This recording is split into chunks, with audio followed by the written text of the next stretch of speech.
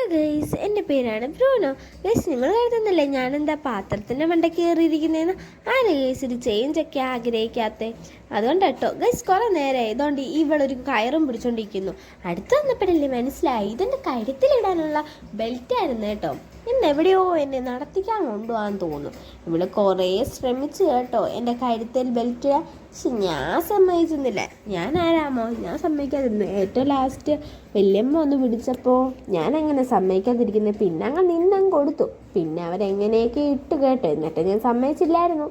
പിന്നെ ഫ്രണ്ടിൽ കൊണ്ട് നിർത്തി. അപ്പം എനിക്ക് മനസ്സിലായി റോഡിലോട്ടാണ്. അങ്ങനെ ബെൽറ്റൊന്നും എന്നെ ഇടിയിപ്പിക്കത്തില്ല കേട്ടോ. ഇടിയിപ്പിച്ച് കഴിഞ്ഞാൽ റോഡിലോട്ടായിരിക്കും. പിന്നെ ഞാൻ നടന്നു. കുറേ നേരം അവൾ കണ്ടേ ഓടിക്കളിച്ച് എന്നെ കളിപ്പിച്ചു. ഇനി കുറേ നേരം ഞാൻ അവിടെ കിടന്നു. എന്നിട്ട് അവൾ ഓടും, ഞാൻ അവിടെ ഇരിക്കും.